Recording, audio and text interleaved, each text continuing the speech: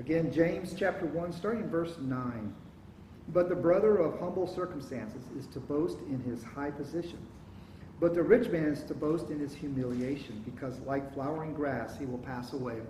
For the sun rises with a scorching heat and withers the grass, and its flowers fall off, and the beauty of its appearance is destroyed. So too the rich man in the midst of his pursuits will fade away. We'll stop there. Again, this is a good example of why people call James the New Testament Proverbs, because it just seems that they just completely change gears.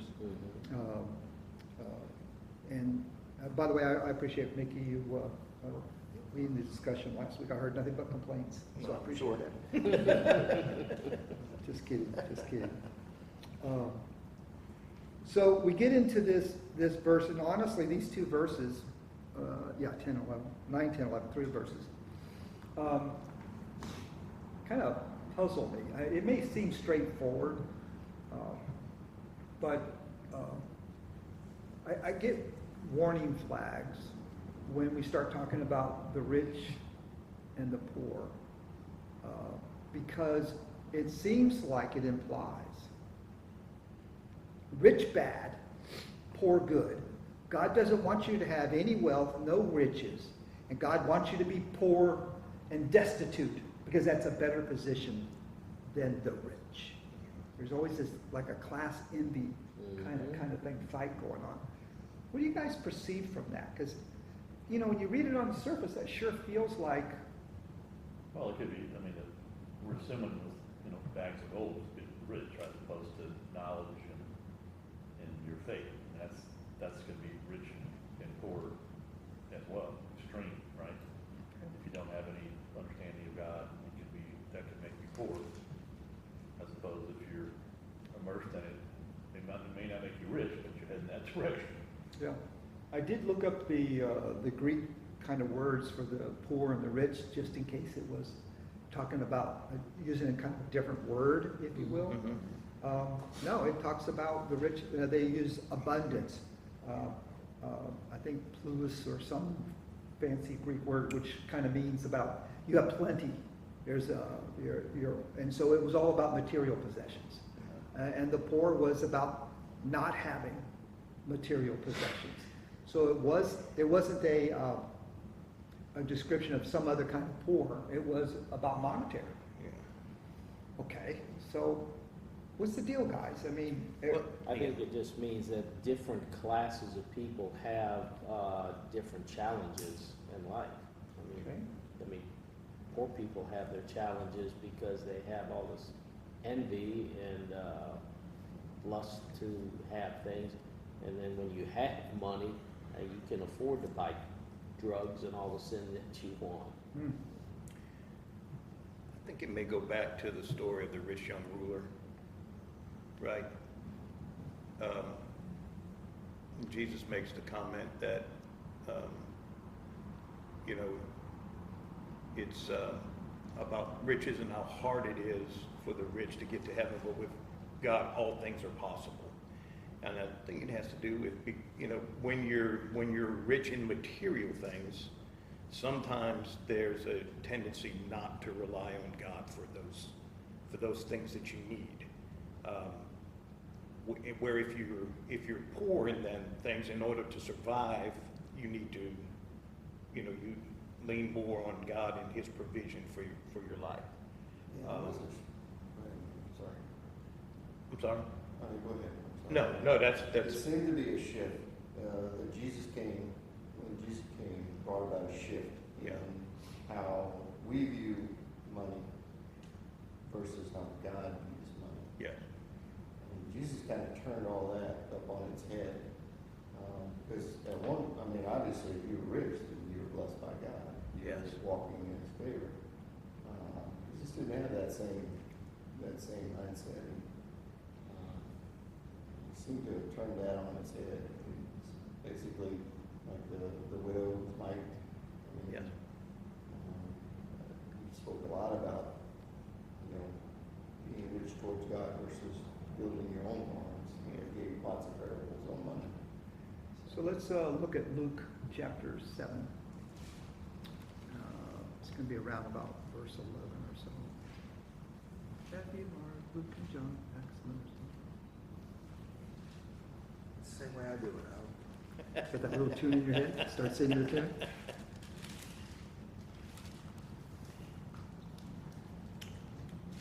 Let's see, 7, 6. Start a little bit early as soon as I get to this, to 7. Here we are. Start about, there's that. I was thinking it was some, I know it's verse, it's Luke 7, I know. Let me just make sure I got the right thing here.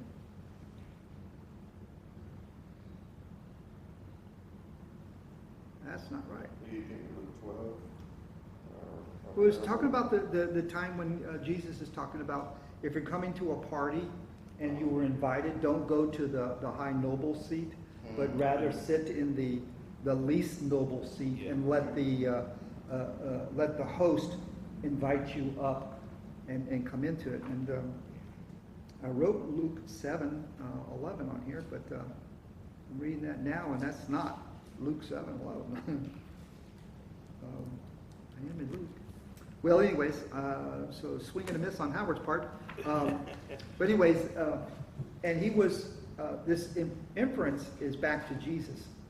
And you'll see that a lot in James, that he will quote his brother often, okay, using Jesus' words to, and then he just amplifies them or puts some clarity behind it.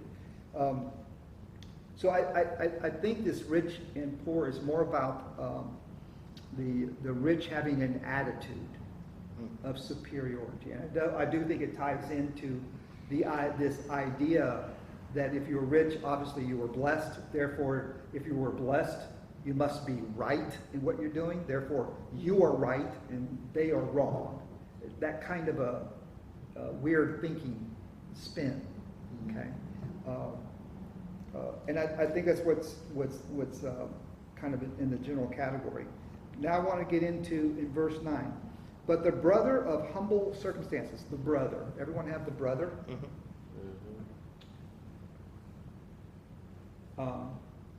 Christian, right? I mean, that's what it implies. It's a fellow believer, Yes. right? On it. How's the rich man described? Just the rich. That's it.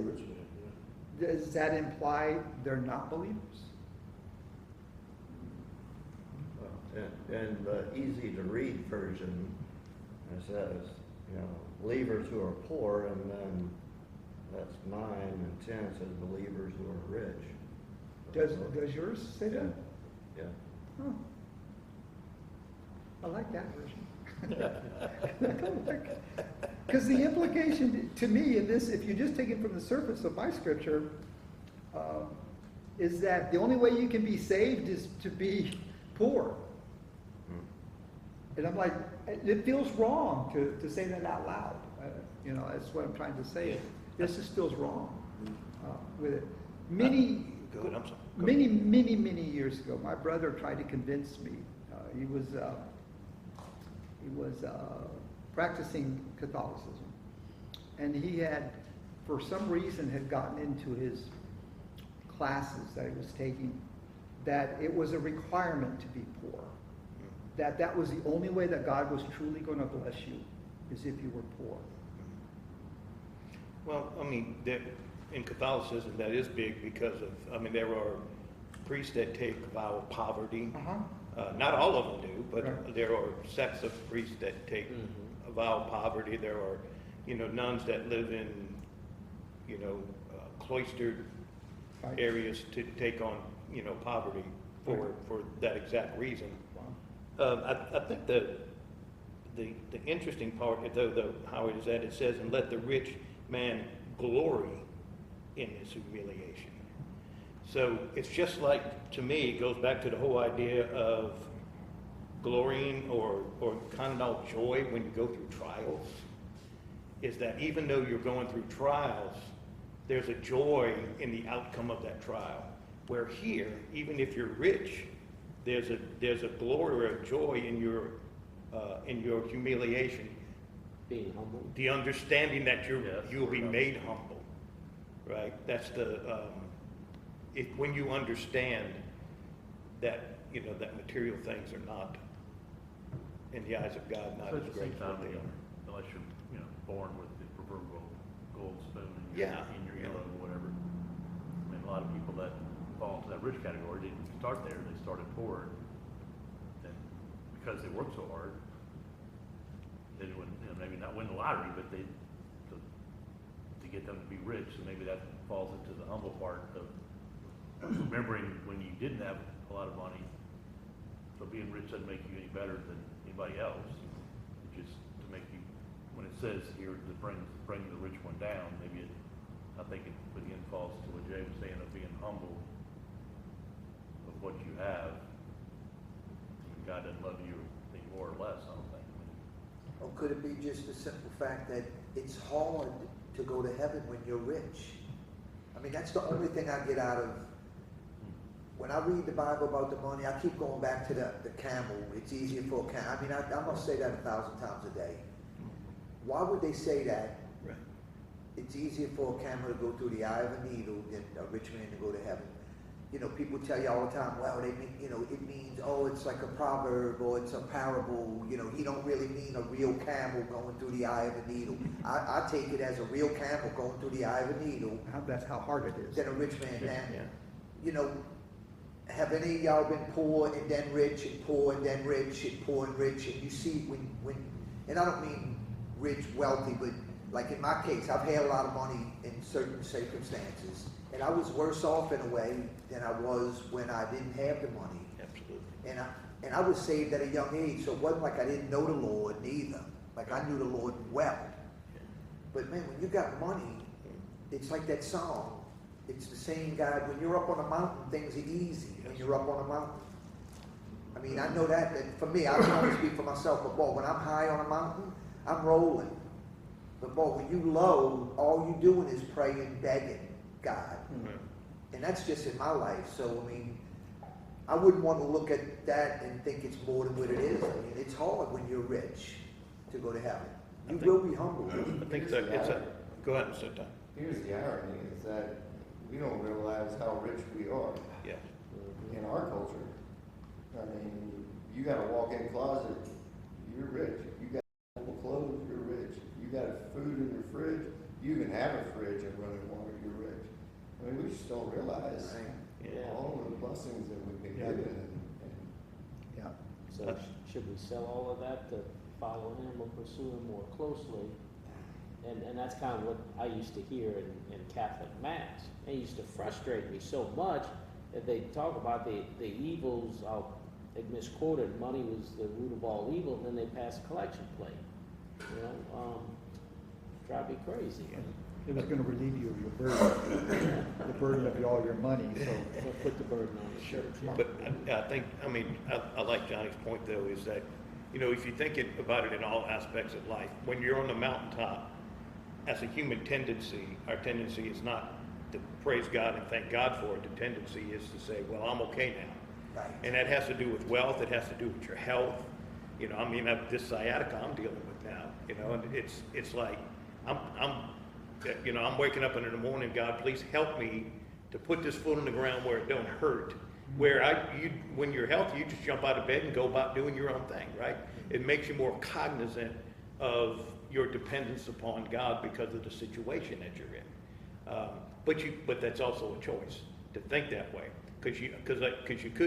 I could sit up in the morning and curse God every day that I sit up because I'm hurting the way I am. But the tendency, human terms, is to when we are in need, is to look outside of ourselves for help. When we have all we need, we look to depend upon ourselves.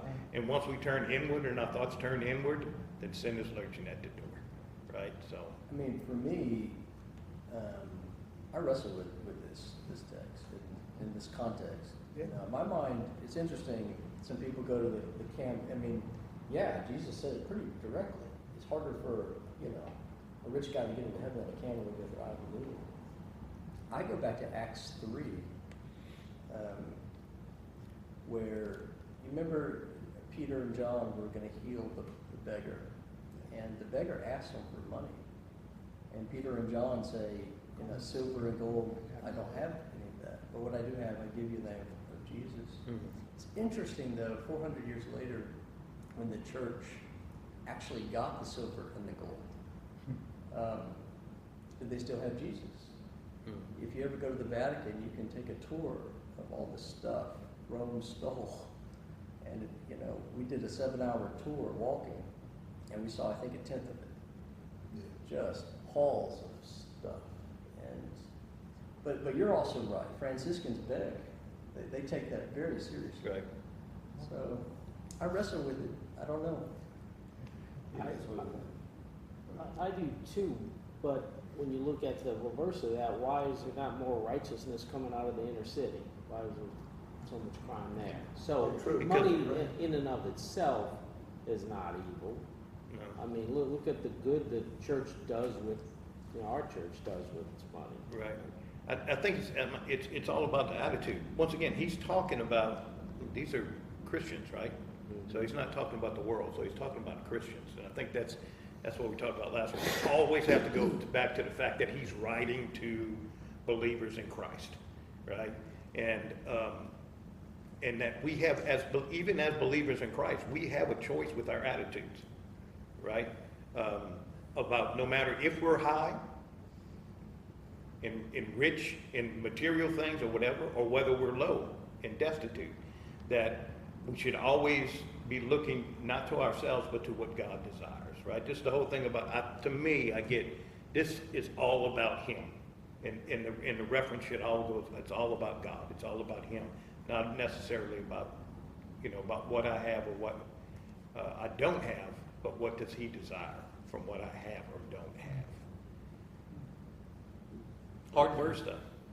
Tough verse. Yes, it is. Especially when they use the word humiliation. I know. That's a tough word. In verse 9, it talks about the poor and says to boast. Mine has to boast in his high position. First of all, what position?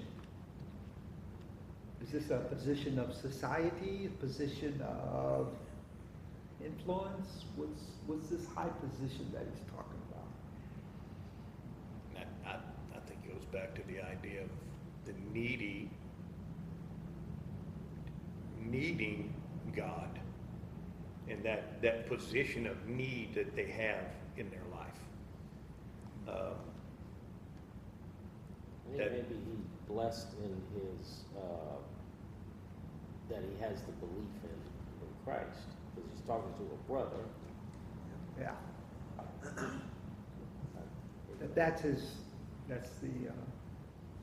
That's what he should be boasting in. Yes.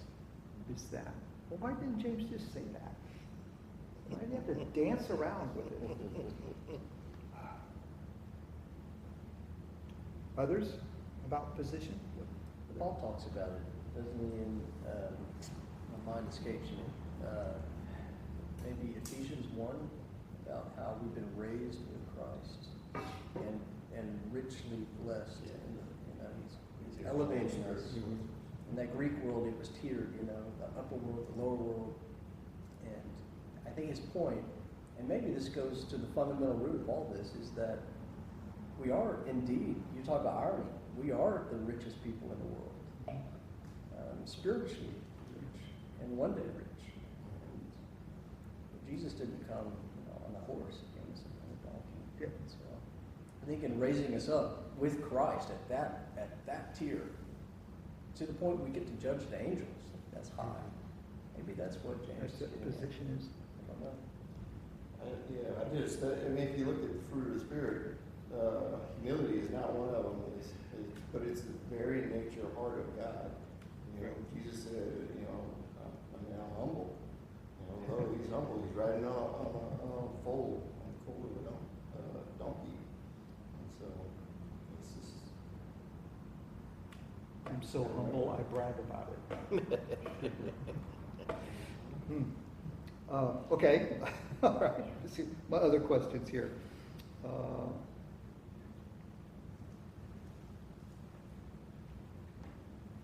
Okay, pretty much got most of those there. We are about to go into verse 12, and it talks about blessed is the man who perseveres under trial. And it's like I was going to say a gear shift, but man, I think he just jumped vehicles into a completely different vehicle when he goes from talking about the poor and the rich, all of a sudden into this, blessed is the man who perseveres in trials. But I think it relates back to verse 2 here.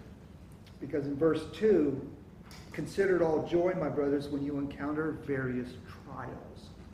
And I think that is even in 9 and 10, which is where I was trying to head with this, is that even when you're poor, you have various trials. You have to make ends meet. You got to feed your family. You've got all this responsibility that is on you. And those are parts of the trials of life, if you will. Whereas the rich man may have a different set of trials, I guess. Right? Right. I mean, it says scorching heat. Yeah, verse 11 kind of. That sounds like trials to me. Yeah. Verse 11 kind of says that, right? Yeah, exactly. You may be rich for a time, but Yeah. there is a time coming when that riches It's fades temporary, away. right? It's Yeah. temporal. Yeah. Yeah, but if you look at that, it says, so too the rich man in the midst of his pursuits. Not the fact that he's rich, Yeah. it's in the pursuit In the of. pursuit of.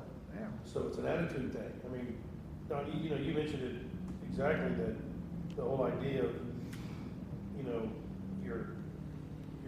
you're rich, you're blessed.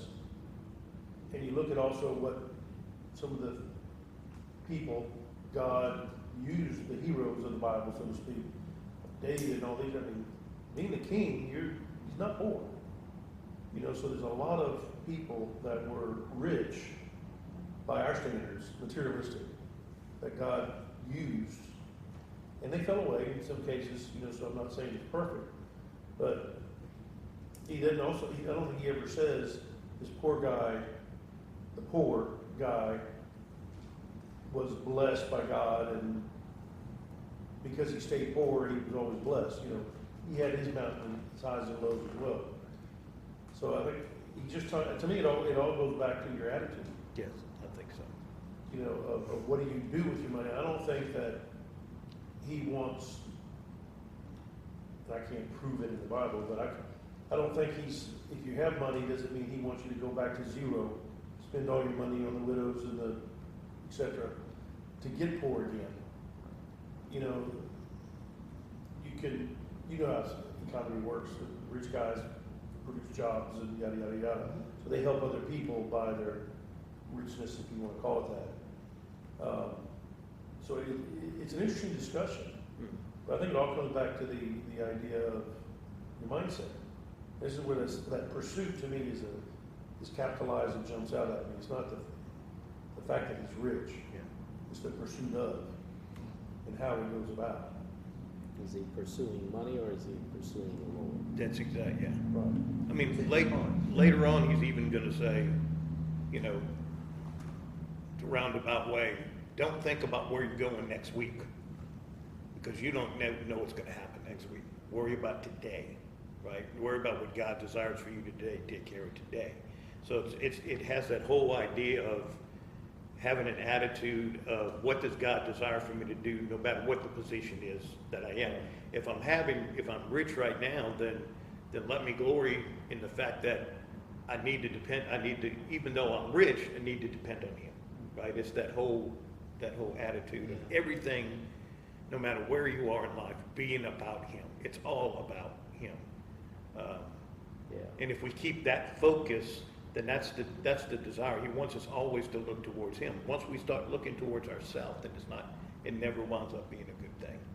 Right? The focus should always be about Him. And that's the trial whether you're rich or poor. I mean, when you're Yeah. poor, you're focused on getting money. Yes, If you're could be. rich, you're Yep. focused on getting more money. Yep. you Yep. have that temptation. Yes. And he's saying, And who was be that? steadfast. Is it Warren Buffett? I forgot who it was, Rockefeller, when asked, you know, you're so rich, when is it enough? You know, how much more money do you need? And the answer was one more dollar. Yeah, It's the it's the pursuit same thing, more just a than little bit more. the dollar. It was the pursuit of, and making a killing, so to speak. It was more important than the actual cash in hand. Wow, way wrong answer, huh? But that was a famous quote. I can't remember, I think it was Rockefeller or somebody like Yeah, that. the Ike said the same thing, you know, just a little bit more. Yeah, what happened to Chrysler, yeah. So it's gotta be a balance between those two, right? And you have to plan for your future. That you might go out, it's not, Yeah. there's no storm, but you may be hit by lightning today, right? Bible talks a lot, Proverbs talks a lot about preparing for your future, planning for your future. Yeah, so that's, it's all being able to do that, but not be so immersed that it's above your eyeballs, so you can still, maybe you can get up to here, but you can still see the overall, and still have God in your life. And so decisions that you make with your family or your business, you can still have that as a variable in your equation when you're making decisions on where Sure. you're going. Right? You know, so some people it's a bigger variable.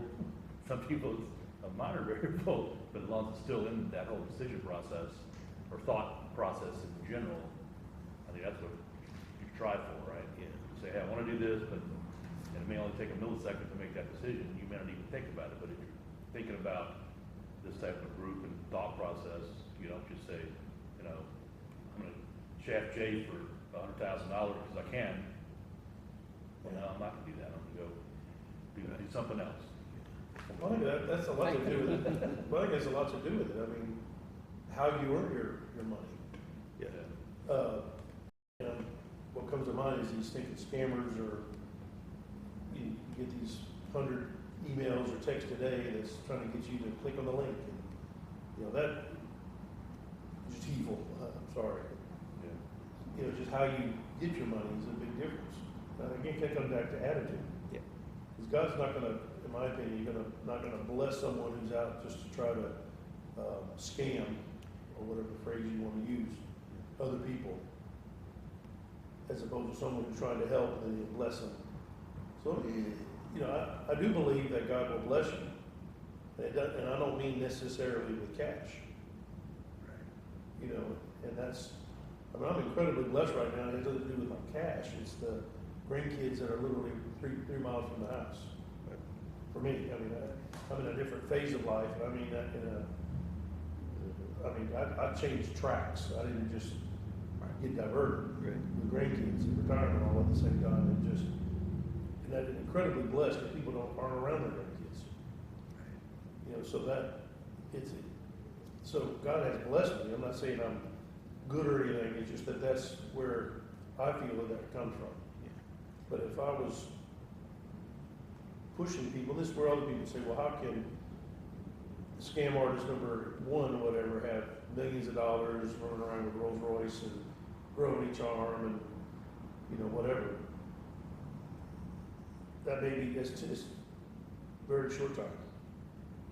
You know, you gotta keep it long view, because he's not going where I'm going. So maybe that's where we zero in on, is the perspective of time. Yeah. That when you are in, what do they call it, humble circumstances, that's short time. When you are super wealthy, you're rich, it's still short time. And that's the lesson here, is this is about time, and our temporal time means nothing to God on it. But look at what God's timing is, not what you're in right at this moment. In light of eternity. In light of eternity. I think that was, Our most precious gift, our most valuable gift is time. yes, it is. Yes, it is. But there is a tension, and I can't resolve it, between Ecclesiastes and Yeah, Jesus' lifestyle. yeah. He didn't even have a pillow. I don't know that, in my life, I can't resolve that cleanly. If you follow Jesus, as I think we're instructed to, as I've tried to, I mean, he didn't store away in barns. Are we supposed to follow him that closely? But he still used, like, I mean, people funded his ministry. I Yeah. mean, he allowed people to use their wealth to fund what he was doing.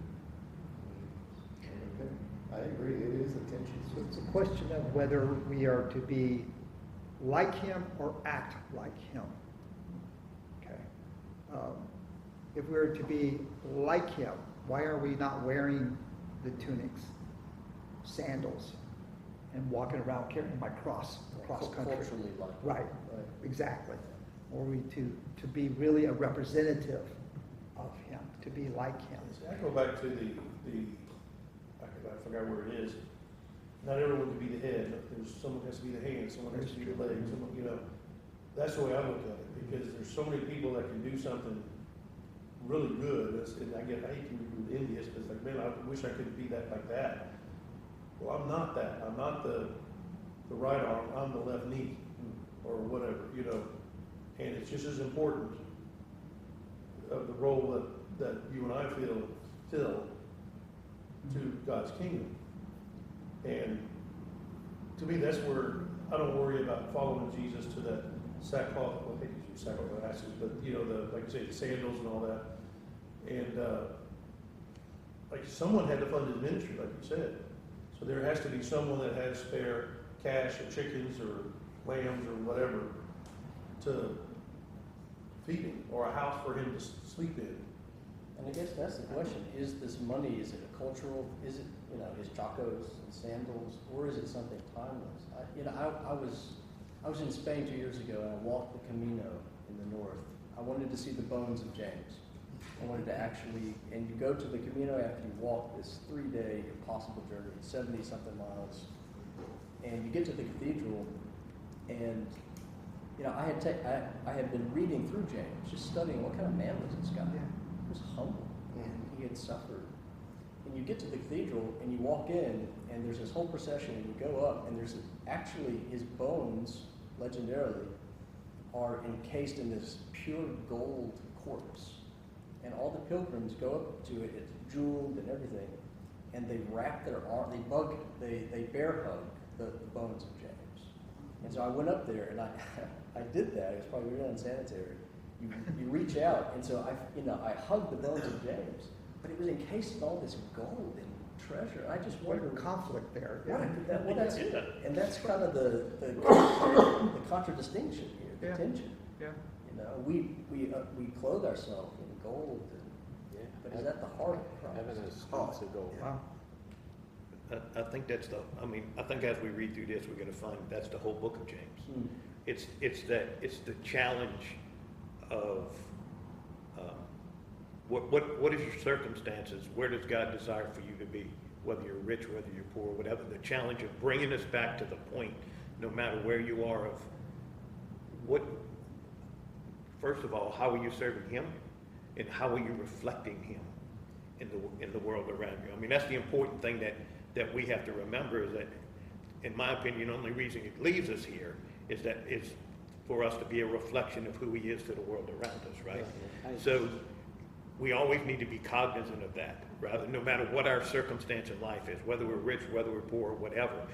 And it's always, James, I think, in this whole book is basically refocusing us. And I think that's why he jumps around the way that he does, right? Is because it's kind of like reading through Psalms or reading through Proverbs. It's always bringing us back to that, refocusing our attention, like focusing on a camera, something on a picture. You know, this is what the direction we should be in. You know, yeah, it's a God calls us to clothe the naked and feed the poor.